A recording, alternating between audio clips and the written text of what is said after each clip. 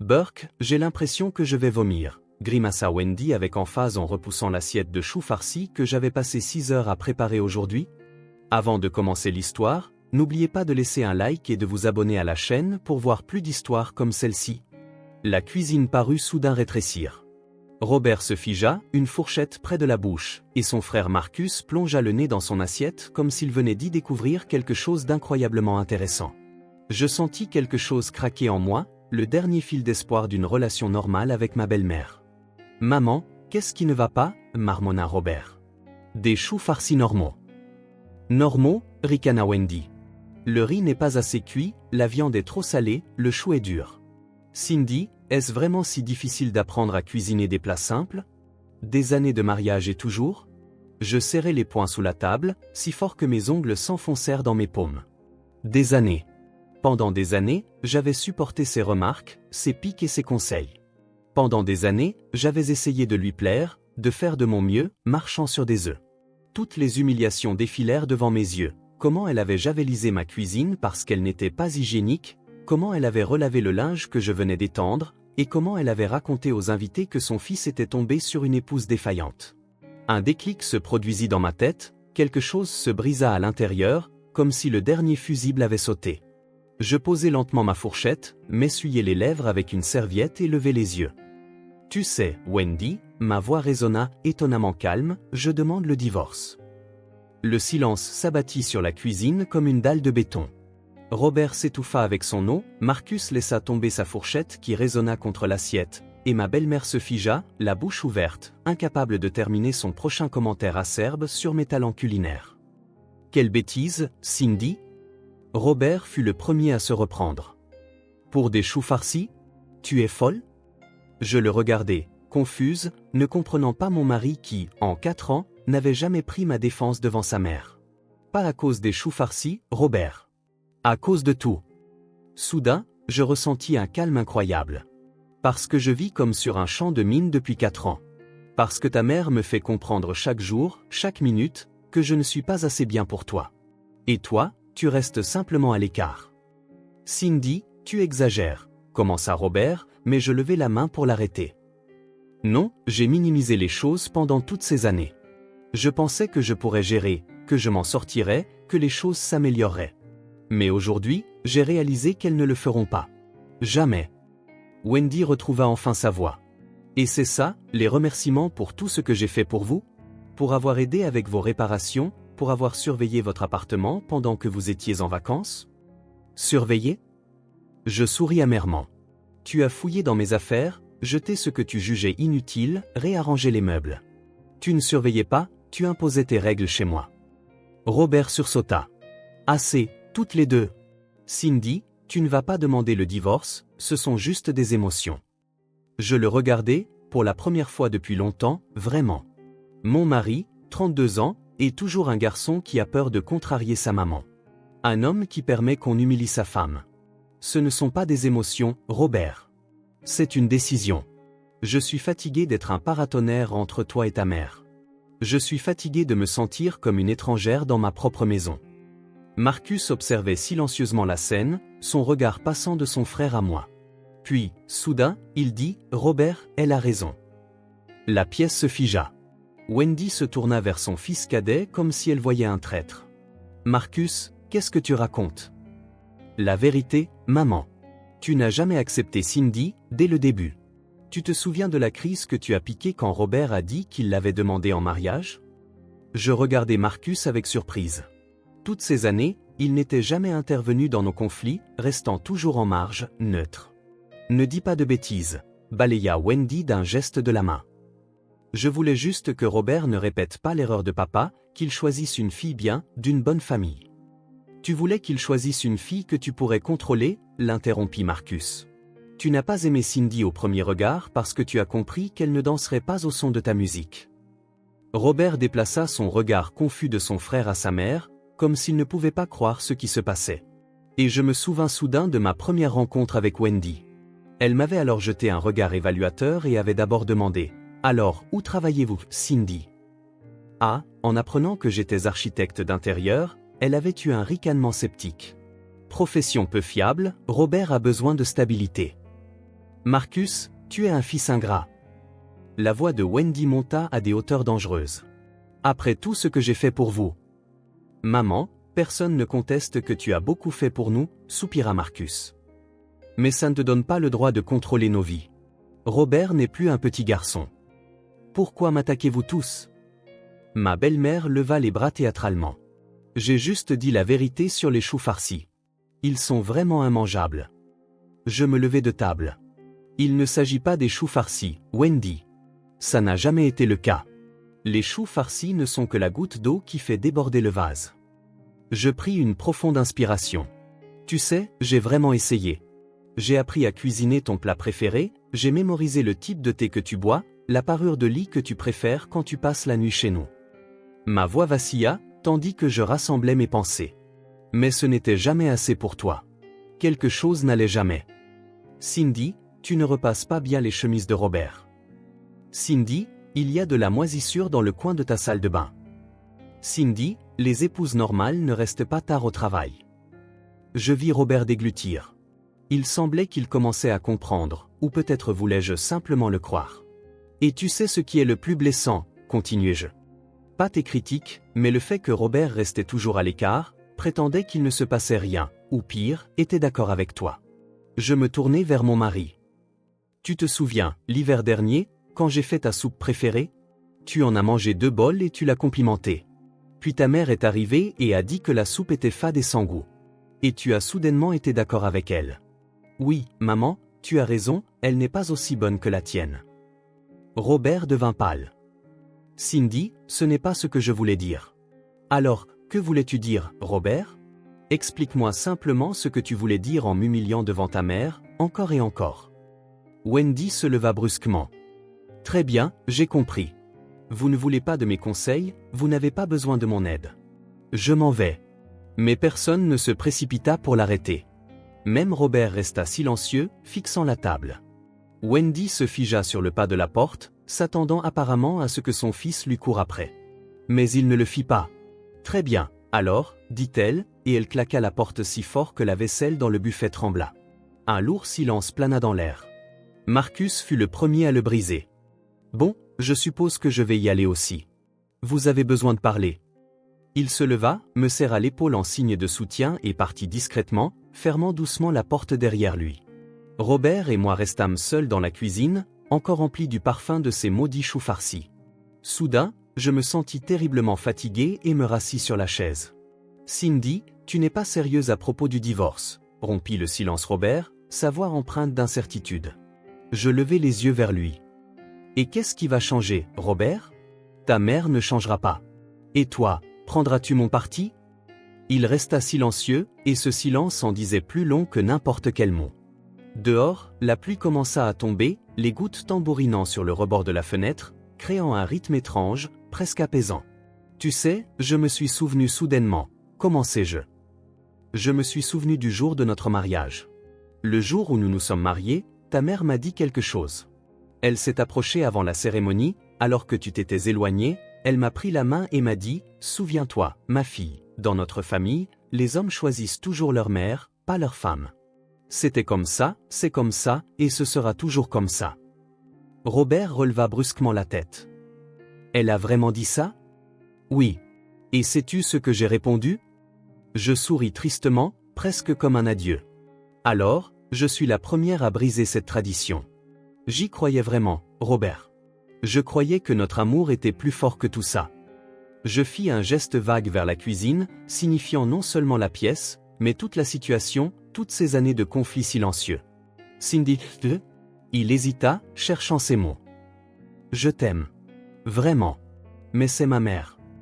Je sais, hochai-je la tête. Et je ne t'ai jamais demandé de choisir entre nous. Je voulais juste que tu protèges notre mariage, notre famille. Que tu dises au moins une fois, maman, je t'aime, mais voici ma femme et je ne te laisserai pas la traiter de cette façon. Robert avait l'air complètement perdu. Il leva la main et la passa dans ses cheveux, un geste qui trahissait toujours son extrême confusion. Cindy, je ne sais pas quoi dire. Tu n'as rien à dire. Je ressentis soudain un étrange soulagement. Pense juste. Veux-tu passer ta vie dans ce triangle? Veux-tu que nos enfants, si nous en avons un jour, grandissent dans une atmosphère de tension constante? Je me levai, ramassant les assiettes sur la table. Mes mouvements étaient mécaniques, en pilote automatique. Je ne veux pas vivre comme ça, Robert. Je suis fatigué d'être toujours la méchante, celle qui a tort, celle qui n'est pas assez bien. Je mérite mieux. Et toi aussi, d'ailleurs.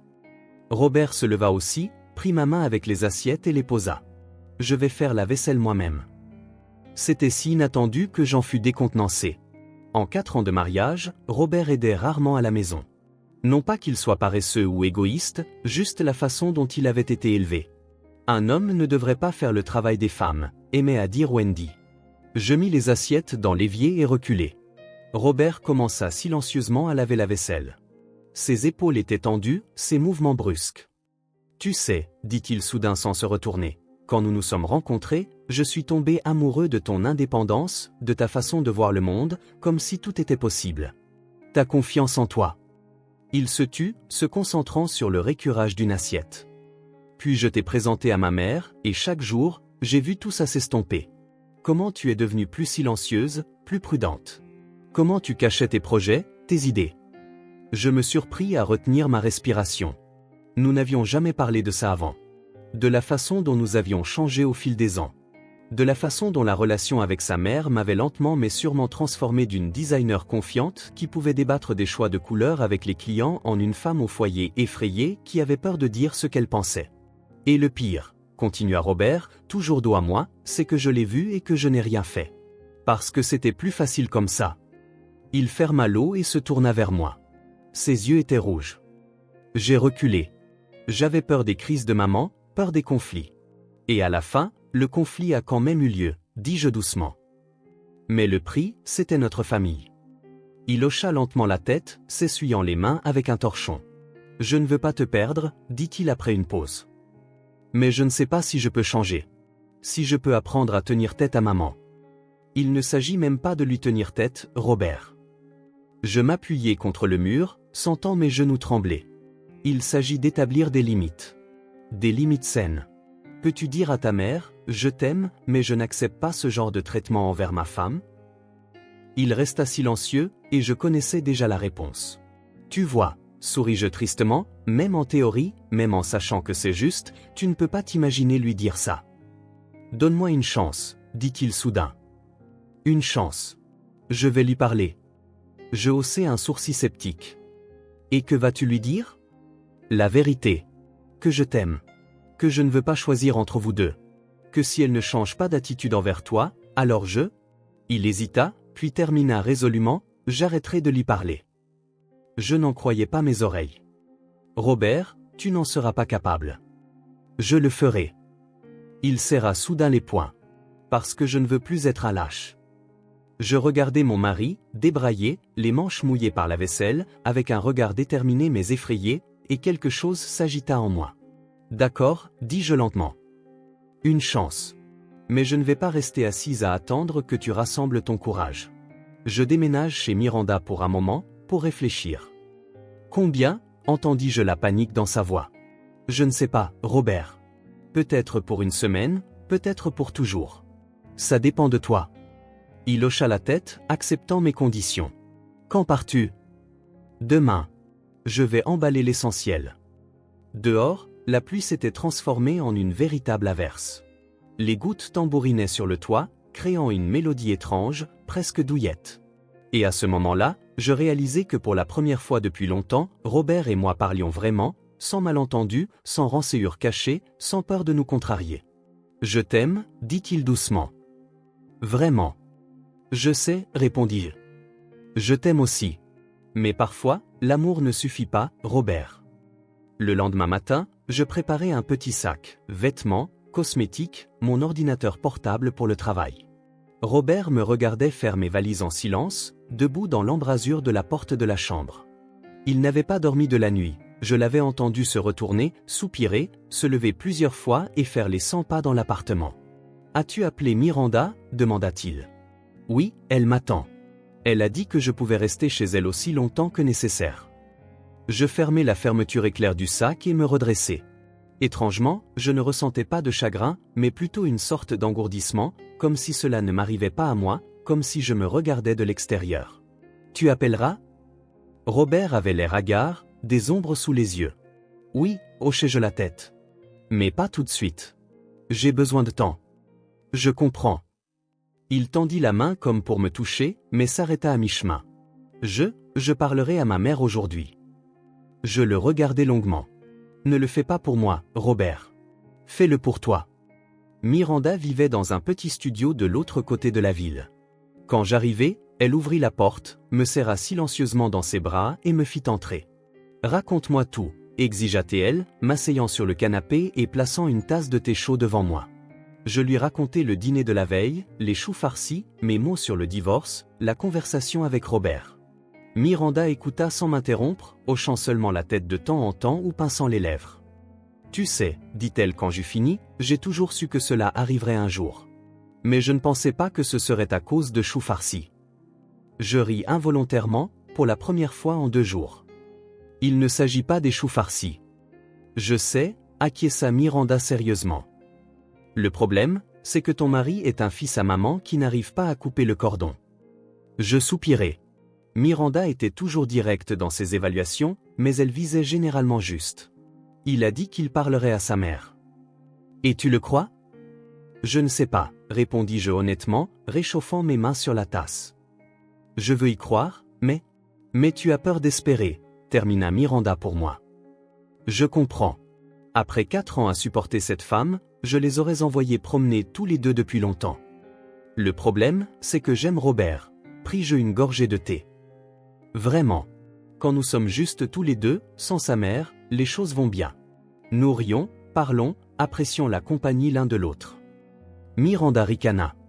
Si vous viviez sur une autre planète, sans sa maman, peut-être que tout irait bien. Mais c'est impossible, Cindy. Je savais qu'elle avait raison. Pourtant, je me souvenais du visage de Robert hier, quand il faisait la vaisselle. Ses mots sur le fait de ne plus vouloir être un lâche. Peut-être que c'était exactement le coup de pouce dont il avait besoin, dis-je, incertaine. Peut-être qu'il va enfin grandir. Peut-être, secoua Miranda la tête avec scepticisme. Ou peut-être pas. En tout cas, tu as bien fait de partir. Tu as besoin d'une pause. Les jours suivants se passèrent dans un étrange engourdissement. Je travaillais, heureusement, la plupart des projets de design pouvaient être réalisés à distance. Je me promenais en ville, m'asseyais longuement dans des cafés, me sentant libre pour la première fois depuis longtemps. Robert appelait tous les jours. Au début, les conversations étaient gênantes et tendues. Il demandait comment j'allais, je répondais brièvement, « Bien, je travaille, ne t'inquiète pas ». Je ne demandais pas de nouvelles de sa mère, et il ne la mentionnait pas. Le 4e soir, le téléphone sonna de nouveau. Je vis le nom de Robert sur l'écran et hésitai une seconde à répondre, puis je fis glisser mon doigt pour décrocher. « Salut ». La voix de mon mari était étrange, comme s'il avait un rhume. « Salut ». Je m'assis sur le rebord de la fenêtre. Miranda n'était pas là, elle était sortie à un rendez-vous. « Comment va-t-elle, Cindy ?» Il prit une profonde inspiration. J'ai parlé à ma mère. Mon cœur fit un bond. Et nous avons eu une grosse dispute. D'abord, elle a crié, puis pleuré, puis menacé de me déshériter. Je fermai les yeux. Exactement comme je l'imaginais. Tous les trucs classiques de manipulation de Wendy. Et qu'est-ce que tu lui as dit? Ma voix était tendue. J'ai dit. Robert hésita, et je me préparais au pire. J'ai dit que je l'aimais, mais que si elle n'acceptait pas mon choix, je ne reviendrais pas. Que je suis un homme adulte et que j'ai droit à ma propre famille, à ma propre vie. Je restais silencieuse, incapable de croire ce que j'entendais. Cindy, tu es là? Oui, Je repris mon souffle. Qu'a-t-elle dit? Elle est partie en claquant la porte. Mais elle a appelé aujourd'hui. Elle a dit qu'elle avait réfléchi et qu'elle essaierait. Pour moi. Elle essaiera. Je sentis le scepticisme revenir. De respecter nos limites. De ne pas se mêler de nos vies. Oh! Je lui ai dit qu'elle pouvait venir dîner une fois par semaine, et seulement si nous l'invitions. Je portais ma main à ma bouche, craignant de croire ce que j'entendais. Robert, ce n'est que le premier pas, dit-il doucement. Je sais que les mots ne signifient rien. Il faudra du temps pour le prouver. Oui, acquiesçai-je, sentant les larmes monter à mes yeux. Il faudra du temps. Nous restâmes silencieux. L'obscurité commençait à tomber dehors, les lampadaires s'allumaient. Tu me manques, Robert, dit-il. La maison me manque. Elle est vide sans toi. Tu me manques aussi. Quand reviendras-tu? Il y avait de l'espoir dans sa voix. Je pensais que tout se passait trop vite. D'un autre côté, la maison me manquait aussi. Notre lit, le café du matin sur le balcon. Je ne sais pas, Robert. J'ai besoin d'un peu plus de temps pour réfléchir à tout ça. Je comprends, soupira-t-elle. J'attendrai aussi longtemps qu'il le faudra. Après l'appel, je restai longtemps assise sur le rebord de la fenêtre, regardant la rue. Les passants se dépêchaient quelque part, certains sous des parapluies, d'autres juste avec des capuches relevées. Vie normale, gens normaux. Chacun a ses propres problèmes, ses propres joies. La porte claqua. Miranda était de retour. Pourquoi es-tu assise dans le noir? Elle alluma la lumière. Quelque chose s'est passé? Robert a parlé à sa mère, dis-je en me tournant vers mon ami. Il a fixé des limites.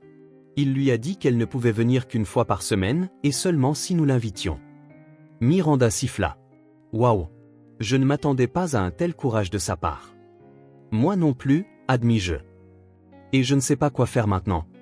Miranda s'assit à côté de moi sur le rebord de la fenêtre. Que ressens-tu? Je réfléchis. Que ressentais-je? Soulagement. Espoir. Méfiance. Tout à la fois. Je suis contente qu'il l'ait enfin fait, dis-je finalement. Mais j'ai peur que sa mère trouve un moyen de tout gâcher. Ou qu'il retombe dans ses anciens travers. Miranda me regarda attentivement. Et toi, es-tu prête à revenir et à tout recommencer? Je ne sais pas, répondis-je honnêtement. Quelque chose a changé en moi ces jours-ci, Miranda. J'ai soudain réalisé que je peux vivre seul. Que je ne mourrai pas sans lui. Que j'ai un travail, des amis, des intérêts. Et c'est merveilleux. Mon ami hocha la tête. C'est pourquoi maintenant tu peux revenir. Pas par désespoir, mais par ton propre choix. Si tu décides de revenir, bien sûr. Je souris, reconnaissante de sa sagesse. Donne-moi encore quelques jours, dis-je. Je veux être sûr. Bientôt, Robert et moi nous sommes rencontrés. Mes pas m'ont mené au quai, le lieu de notre premier rendez-vous. Nous y avons erré toute la soirée, parlant sans cesse, riant. Puis il m'a raccompagné chez moi, en me disant au revoir à l'entrée, m'a maladroitement embrassé sur la joue. Je m'arrêtai près de la balustrade, regardant l'eau. La rivière suivait son cours, comme il y a 5 ans quand nous nous promenions ici, comme il y a 100 ans avant notre existence, et comme elle le fera dans 100 ans quand nous ne serons plus là. Cette pensée était étrangement réconfortante. Quoi qu'il nous arrive, à notre mariage, la vie continuera. Je m'en sortirai. Nous nous en sortirons. Ou pas. Mais le monde ne s'effondrera pas. Soudain, je réalisai que j'étais prête à revenir. Non pas parce que j'avais peur d'être seule, non pas parce que je ne pouvais pas vivre sans Robert, mais parce que je voulais nous donner une autre chance. Avec de nouvelles règles, de nouvelles limites. En tant que partenaires égaux. Pas comme une belle-fille brimée et un fils à maman. En rentrant de la promenade, je sortis mon téléphone et tapai un court message. Demain, je rentre à la maison. La réponse arriva instantanément, vraiment? Je suis si heureux. À quelle heure dois-je venir te chercher? Je souris. Je serai là vers le soir, vers 18h. Pas besoin de venir me chercher, j'arriverai par mes propres moyens. Je ressentis une étrange légèreté. Quoi que nous réserve l'avenir, je savais que j'avais pris la bonne décision. Au moins pour moi. Miranda réagit à ma nouvelle avec un mélange de joie et d'inquiétude. « Tu es sûr ?» demanda-t-elle en m'aidant à faire mes valises. « Tu ne te précipites pas ?»« Non » répondis-je en pliant le dernier t-shirt dans le sac. « Je sais ce que je fais, Miranda. Et si rien ne change, si Robert ne tient pas sa promesse, je partirai pour de bon. Mais je dois nous donner cette chance. » Mon ami me serra fort dans ses bras. « Tu pourras toujours revenir ici, souviens-toi de ça. »« Merci » murmurai-je en m'appuyant contre elle. « Pour tout. La vérité. » Le lendemain, je rentrai chez moi. En chemin, j'achetai des provisions.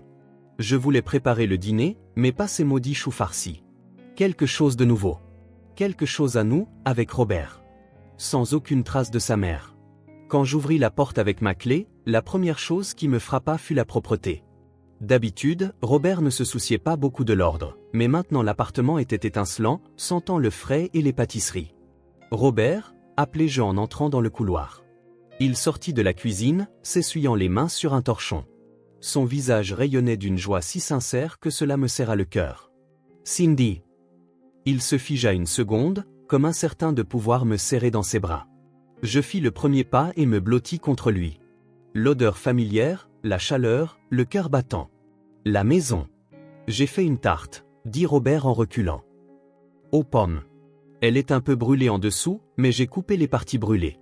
Ça devrait être bon. Je ris. Tu as fait une tarte? Sérieusement? Recette de maman, répondit-il, mais il trébucha immédiatement, réalisant probablement qu'il avait dit quelque chose de déplacé. Je veux dire, elle me l'a apprise il y a longtemps, à l'école. Je hochai la tête, ne voulant pas commencer une conversation difficile tout de suite. Laisse-moi d'abord déballer, puis nous goûterons ta tarte. Tu pourras me raconter comment tu as passé ces jours-ci. Nous restâmes assis dans la cuisine tard dans la nuit, buvant du thé, mangeant la tarte étonnamment savoureuse avec le fond brûlé que Robert avait vraiment soigneusement découpé. Nous parlâmes. Il me raconta comment il avait passé la semaine, beaucoup de travail, apprentissage de la cuisine avec des vidéos sur Internet, quelques rencontres avec des amis. Marcus a appelé, il a demandé de tes nouvelles, dit Robert en versant le thé dans les tasses. Il t'envoie ses amitiés. Il a dit que tu es courageuse de ne pas avoir supporté ça. Je souris. Dis-lui merci. Il est courageux aussi, de ne pas avoir eu peur de dire la vérité à ce moment-là, à table. Nous restâmes silencieux un moment. Nous devions parler des choses importantes, mais nous repoussions tous les deux l'instant. Finalement, je pris mon courage à deux mains. Robert, nous devons discuter des règles pour l'avenir. Il hocha la tête. Je savais que tu dirais ça. Et je suis entièrement d'accord. Que suggères-tu? Je pris une profonde inspiration. Ta mère peut venir chez nous pas plus d'une fois par semaine, sur rendez-vous préalable. Pas de surprise, pas de j'étais dans le coin et j'ai décidé de passer. Seulement sur invitation. Et si elle recommence à se comporter comme avant, à critiquer, à donner des ordres, tu dois l'arrêter immédiatement. Je m'attendais à des objections, mais Robert hocha la tête. C'est juste. Quoi d'autre? Pas de clé de notre appartement pour ta mère. Pas de visite quand nous ne sommes pas à la maison. C'est notre espace, et il doit rester le nôtre.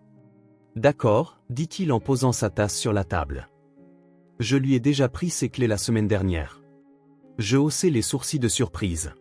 Vraiment? Oui, sourit-il légèrement. Elle ne voulait pas les rendre, bien sûr. Elle disait qu'elle en avait besoin en cas d'urgence. Mais j'ai insisté. Je n'arrivais pas à croire que Robert l'ait vraiment fait. Il n'avait jamais pu résister au désir de sa mère auparavant. Il y a encore une chose, continuai-je. Nous devons prendre les décisions ensemble. Juste toi et moi. Sans l'ingérence de ta mère. Ou partir en vacances, quel meuble acheter, quelle réparation faire.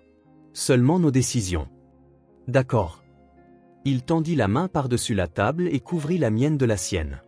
Je comprends tout, Cindy. Honnêtement, je ne veux plus être pris entre vous deux. Je veux être avec toi. Toujours de ton côté. Je le regardai dans les yeux, sérieux, déterminé. Robert avait vraiment changé cette semaine. Ou peut-être avait-il toujours été comme ça, au fond de lui, mais ne pouvait pas le montrer avant. J'ai peur, Gary. J'ai peur que tout redevienne comme avant. Que dans un mois ou deux, ta mère recommence à se mêler de nos affaires et que tu recommences à céder. Je comprends, dit-il en me serrant la main. Et honnêtement, j'ai peur aussi. Je n'ai pas l'habitude de tenir tête à ma mère. Mais je ne veux plus te perdre. Et si je dois choisir? Il prit une profonde inspiration. Je te choisirai, Cindy. Notre mariage. Les larmes montèrent à mes yeux, et je clignai rapidement pour les repousser. C'est ta mère, Robert. Je ne te demanderai jamais de couper complètement les ponts avec elle. Je veux juste qu'elle respecte notre mariage, nos limites. Je sais. Il se leva, fit le tour de la table et s'agenouilla devant moi. Je ferai tout pour que cela arrive. Je te le jure. Ne pars pas, c'est tout. Je lui pris le visage entre mes mains. Ne me donne pas de raison de partir. Les premières semaines après mon retour furent étranges. Comme une lune de miel, mais teintée de prudence. Robert faisait de son mieux, il aidait à la maison, préparait les dîners, s'intéressait à mon travail. Et il tenait sa promesse concernant sa mère. Wendy appela plusieurs fois, et je l'entendis lui dire fermement « Maman, ça ne va pas être possible aujourd'hui. Cindy et moi allons au cinéma, ou nous sommes occupés ce week-end. Peut-être la semaine prochaine, je t'appellerai pour te dire. » Environ un mois après mon retour, le moment de vérité arriva, la première visite de ma belle-mère depuis notre conflit. J'étais nerveuse toute la journée, préparant un dîner simple, poulet rôti avec des légumes, rien de compliqué. Tout ira bien, me rassura Robert en me voyant vérifier la table pour la 20e fois pour s'assurer que tout était parfait. Je lui ai parlé. Elle a promis de bien se comporter. Je sais, souris-je nerveusement. Je ne peux juste pas m'empêcher de m'inquiéter. À 18h précises, on frappa à la porte. Wendy n'était jamais en retard. Robert ouvrit la porte. J'entendis la voix de ma belle-mère, « Bonjour, mon fils », et le bruissement de sacs. « J'ai apporté des tartes, je sais combien tu les aimes. »« Merci, maman », la voix de Robert était ferme mais amicale. « Entre, Cindy termine le dîner dans la cuisine. » Je pris une profonde inspiration, essayant de me calmer, répétant mentalement ce que Miranda et moi avions discuté, « Tu es une femme adulte, chez toi. Tu mérites le respect. Tu n'as pas à plaire à tout le monde. » Wendy apparut dans l'embrasure de la porte de la cuisine. Elle avait l'air, comme toujours, élégante, robe stricte, coiffure soignée, maquillage minimal. Mais il y avait quelque chose de nouveau sur son visage, une sorte d'incertitude que je n'avais pas remarquée auparavant. « Bonjour, Cindy », dit-elle, et je fus surprise de noter qu'il n'y avait aucune de sa condescendance habituelle dans sa voix. « Bonjour, Wendy », essayai-je de sourire. « Entrez, je vous en prie, asseyez-vous. Le dîner est presque prêt. » Elle me tendit un sac. J'ai apporté des tartes aux pommes. À la fin du dîner, je me détendis un peu. Je versai le thé à tout le monde, sortis les tartes. Elles se révélèrent vraiment délicieuses. Pâte tendre, garniture juteuse. Très savoureuse, Wendy, dis-je sincèrement.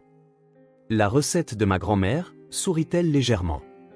Je peux la partager si tu veux. Robert s'étouffa avec son thé. Je compris sa surprise. Sa mère ne m'aurait jamais offert sa recette de famille auparavant. J'adorais, répondis-je, décidant d'accepter le rameau d'olivier. Quand il fut temps de se dire au revoir, Robert raccompagna sa mère à la porte. Je restai dans la cuisine, débarrassant les plats. À travers la porte légèrement entr'ouverte, j'entendis leur voix basse. « Tu t'es bien comporté, maman, » dit Robert. « Merci d'avoir essayé. »« Je fais ça pour toi, mon fils, » répondit Wendy. « Tu sais que je t'aime plus que tout au monde. Et si Cindy est ton choix, eh bien, je dois l'accepter. Elle n'est pas seulement mon choix, maman. Elle est ma femme. Ma famille. Et je veux vraiment que vous vous entendiez bien toutes les deux. » J'essaierai. Il y avait de la tension dans la voix de ma belle-mère. « Mais tu dois comprendre que ce n'est pas facile d'accepter que maintenant tu la choisisses, elle et pas moi. »« Je ne choisis pas entre vous, maman, » dit Robert doucement. « Vous êtes toutes les deux importantes pour moi, juste de différentes manières. » Ils se dirent au revoir, et j'entendis la porte d'entrée se fermer. Robert revint dans la cuisine avec un air soulagé. « Alors, comment c'était » demanda-t-il en me serrant par derrière. « Pas si terrible, n'est-ce pas ?» Étonnamment, oui, me tournai-je vers lui. « Elle a vraiment essayé. Je te l'avais dit. » Il pressa son front contre le mien. « Donne-lui une chance, Cindy. Elle ne changera jamais complètement, mais peut-être qu'elle pourra apprendre à respecter nos limites. Pour moi. » Je hochai la tête. « Je lui donnerai une chance. Pour toi. Pour nous. » Il me serra plus fort. « Je t'aime. Et je suis tellement reconnaissant que tu sois revenu. Que nous ayons traversé ça. » « Nous n'avons pas encore traversé ça, » lui rappelai-je doucement. « Ce n'est que le début du voyage. Mais nous sommes sur la bonne voie. » Il m'embrassa, et c'était ce qui comptait le plus. Les mois suivants apportèrent de nombreux changements. Wendy essayait vraiment de suivre les nouvelles règles. Bien sûr, parfois elle dérapait, faisant des remarques sur la façon dont je repassais les chemises de Robert ou sur le fait qu'il n'y avait pas assez de verdure dans ma soupe. Mais maintenant, Robert l'arrêtait doucement mais fermement, « Maman, ça ne te regarde pas. » ou « Maman, j'aime la façon dont Cindy cuisine. » Et, étonnamment, elle reculait. Avec un effort évident, pinçant parfois les lèvres, mais elle reculait. J'essayais aussi, l'invitant à dîner, lui demandant des conseils sur des sujets où elle était vraiment compétente. Par exemple, la culture des plantes d'intérieur, ma belle-mère avait un véritable jardin d'hiver dans son appartement. Robert s'épanouissait sous mes yeux. Il avait enfin cessé d'être pris entre deux feux, cessé de se sentir comme un traître, peu importe qui il soutenait. Pour notre 5e anniversaire de mariage, nous organisâmes un petit dîner. Nous invitâmes Miranda avec son nouveau petit ami, Marcus, quelques amis, bien sûr, Wendy. La table était bruyante et joyeuse, tout le monde louait mes talents culinaires. Robert plaisantait en disant que maintenant ce n'était plus seulement moi qui cuisinais, mais lui aussi. À un moment donné, j'allais dans la cuisine pour apporter le dessert, un gâteau que Robert et moi avions préparé ensemble la veille. De façon inattendue, Wendy entra aussi. « Besoin d'aide » demanda-t-elle. « Merci, mais ça va. » Je sortis le gâteau du réfrigérateur. Elle ne partit pas, mais resta debout, m'observant. Je sentis mes épaules se tendre, une vieille habitude chaque fois qu'elle me regardait. « Cindy, dit-elle soudain, je veux te dire quelque chose. » Je me figeai. Quoi maintenant? Que je n'avais pas bien lavé la vaisselle, que je manquais de goût pour dresser la table correctement? Je suis contente que tu n'aies pas quitté Robert. Les mots sonnèrent étonnamment sincères. Il a changé avec toi. Il est devenu plus confiant, plus indépendant. Je me tournai vers elle, croyant à peine mes oreilles. Son père disait toujours qu'il n'arriverait jamais à rien, continua Wendy. Qu'il était trop mou, trop indécis. Mais toi, tu crois en lui. Et il devient meilleur avec toi. J'étais tellement abasourdi par ces mots que je ne pus répondre tout de suite. Merci, dis-je finalement. Mais Robert a toujours été comme ça. Peut-être que tout le monde ne le voyait pas. Ma belle-mère hocha la tête. Peut-être. Mais ce n'est pas toujours facile de voir qui est vraiment quelqu'un quand on regarde à travers le prisme de ses peurs et de ses attentes. C'était la chose la plus franche et la plus profonde que j'ai jamais entendue de Wendy. Et il y avait là quelque chose comme des excuses, bien qu'indirectes. Ce n'était pas facile pour moi d'accepter qu'il choisisse une autre femme, ajouta-t-elle doucement. Que maintenant il ait sa propre famille, sa propre vie. Que je ne sois plus la personne la plus importante pour lui. Vous serez toujours importante pour lui, dis-je, ressentant une sympathie inattendue pour cette femme. Juste d'une manière différente. Je commence à comprendre ça, sourit-elle faiblement. Allons-y, ils attendent probablement le dessert. Ce soir-là, alors que Robert et moi nous détendions après le dîner, le téléphone sonna. Réponds, haussai-je les épaules. Robert décrocha. La conversation fut brève, il écoutait surtout, disant occasionnellement « Oui, je comprends ». Et bien sûr. Quand il eut terminé, il avait l'air légèrement perplexe. « Qu'est-ce qui ne va pas ?» demandai-je. Maman nous a invités à dîner chez elle samedi prochain. C'était une surprise. Depuis toutes ces années, Wendy ne nous avait jamais invités à dîner, seulement pour des visites professionnelles ou de grandes fêtes de famille. Et qu'as-tu dit ? J'ai dit que nous allions y réfléchir et la rappeler. Il me regarda attentivement. Et toi, tu veux y aller ? J'y réfléchis. D'un côté, la simple idée d'être sur le territoire de ma belle-mère me mettait mal à l'aise. D'un autre côté, c'était un pas important de sa part. Je pense que nous devrions y aller, décidai-je finalement. C'est un bon signe, elle fait des efforts. Robert sourit avec soulagement. Je pense aussi. Je l'appellerai plus tard pour lui dire que nous venons. Le dîner chez ma belle-mère se révéla étonnamment agréable. Wendy prépara ses plats signatures, raconta des histoires drôles de sa carrière d'enseignante, montra de vieux albums photos avec le petit Robert. Pour la première fois, je la vis sous un jour différent, non pas comme une belle-mère sévère, mais comme une femme ordinaire qui aime son fils et essaie de construire une relation avec sa femme. Au moment de partir, elle me serra soudainement dans ses bras, légèrement, avec hésitation, mais sincèrement. C'était si inattendu que je fus momentanément confuse, puis je la serrai maladroitement dans mes bras en retour. Sur le chemin du retour, Robert me tenait la main fermement, son visage rayonnant de bonheur. « Merci, dit-il doucement. »« Pourquoi ? » ?»« Pour ne pas avoir renoncé à moi, ni à maman. Pour nous avoir donné une chance de devenir une vraie famille. » Je souris, regardant la ville nocturne à travers la vitre du taxi. Tu sais ce que j'ai réalisé cette année ? Que l'amour n'est pas seulement un sentiment. C'est un choix quotidien. Un choix de pardonner, un choix de travailler sur la relation, un choix de se battre quand il serait plus facile d'abandonner. Et tu as choisi de te battre. Il porta ma main à ses lèvres et l'embrassa. Nous avons tous les deux choisi, le corrigeai-je. Tu aurais pu me laisser partir quand je suis parti. Tu aurais pu choisir une vie calme avec maman, sans conflit ni changement. Mais tu nous as choisis. Nous arrivâmes à la maison et montâmes à l'appartement. Après m'être changé en vêtements confortables, je me souvins soudain, sais-tu combien de temps s'est écoulé depuis ce dîner, depuis les choux farcis ? Robert réfléchit un instant. Presque un an, je pense. C'était en mai, et maintenant nous sommes en avril. Oui, hochai-je la tête. Une année entière. Et regarde comme tout a changé. Il s'approcha et me serra dans ses bras. Les choses ont changé pour le mieux. Pour nous tous. Je souris, me blottissant contre lui. Tu sais, ces choux farcis n'étaient vraiment pas réussis cette fois-là. Le riz n'était définitivement pas assez cuit. Robert rit. Je ne l'avais même pas remarqué. Pour moi, ils étaient quand même les plus délicieux.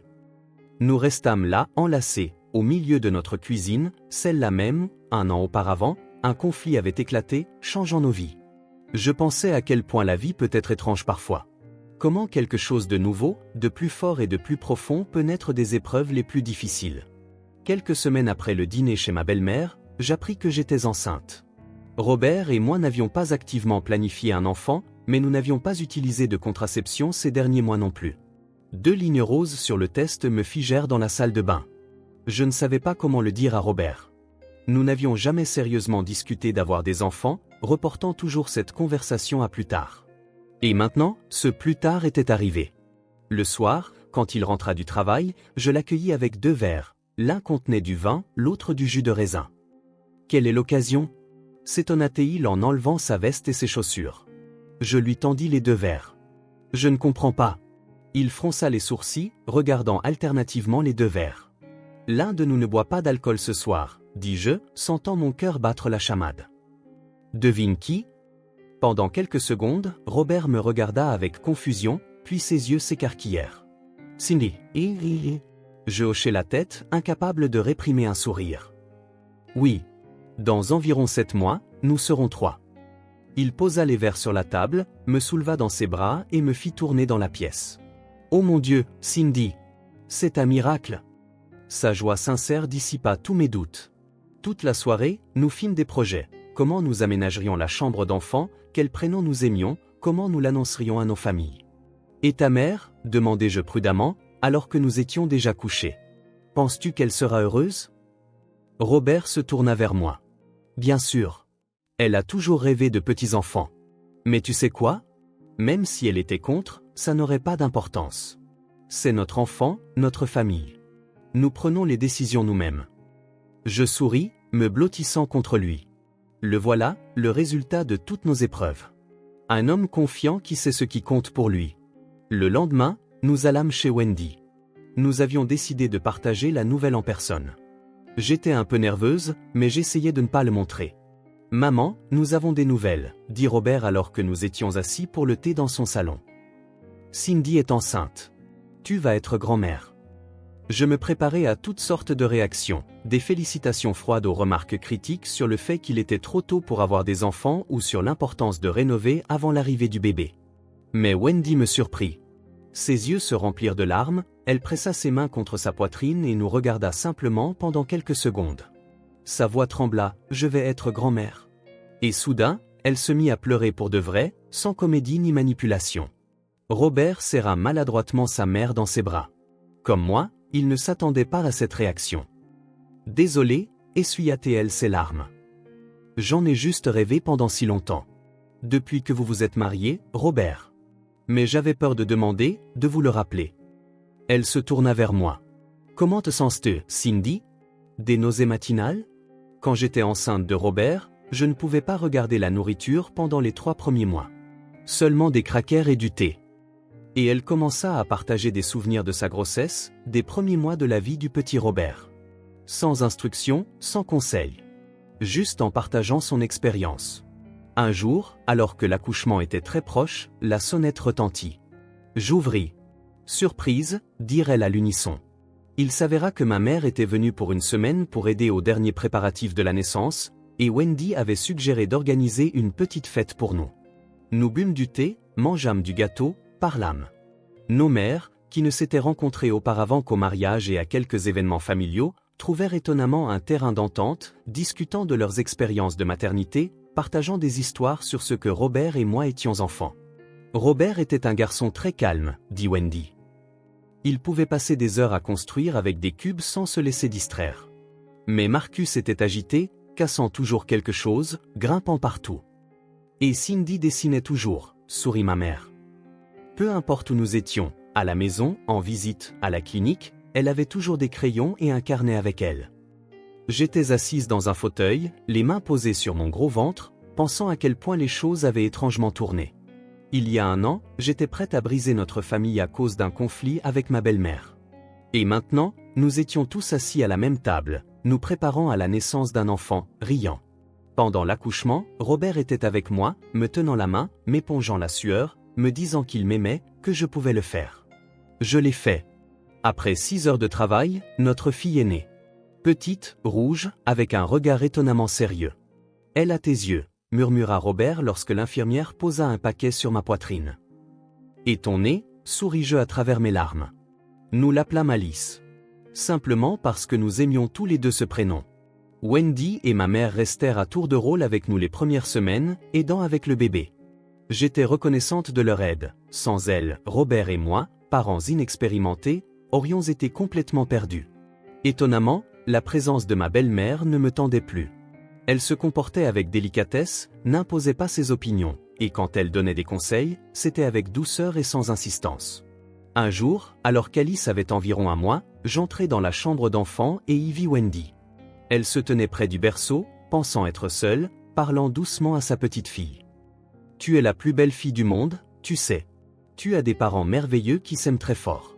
Tu grandiras dans une vraie famille, ma petite. » Je partis discrètement, ne voulant pas déranger ce moment, et penser à tout ce qui avait changé au cours de l'année écoulée. À la façon dont une décision, un moment de courage, peut changer toute une vie. Et si j'étais restée silencieuse ce soir-là au dîner? Si j'avais ravalé ma blessure une fois de plus, débarrassé les assiettes et fait comme si de rien n'était? Maintenant, nous serions assis dans l'appartement, juste nous 3, moi, Robert et Alice. Sans nos mères, sans soutien, sans ce nouveau sentiment d'unité. Et peut-être qu'Alice n'existerait même pas. Qui sait si nous aurions pu créer une nouvelle vie dans une atmosphère de tension constante et de non-dit. Ce soir-là, après qu'Alice se fut endormie et que nos mères furent parties dans leur chambre, Robert et moi étions assis tranquillement dans la cuisine, parlant. « Tu sais à quoi je pense » dit-il en me prenant la main. « À ces choux farcis. » Je souris. « Ceux-là même qui ont failli nous séparer. » « Oui » hocha-t-il la tête. Qui aurait cru qu'un mauvais dîner changerait autant nos vies? Il ne s'agissait pas vraiment des choux farcis, dis-je en lui serrant la main. Il n'était que la goutte d'eau. Ce qui a tout changé, c'est toi, Robert.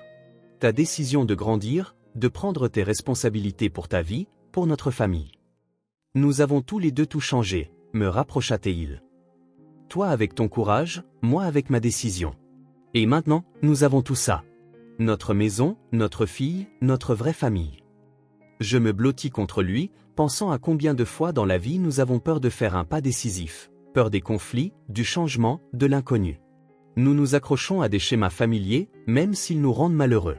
Mais parfois, il suffit d'avoir le courage de dire « assez. Je mérite mieux ». Et souvent, cela devient le début d'un chapitre complètement nouveau.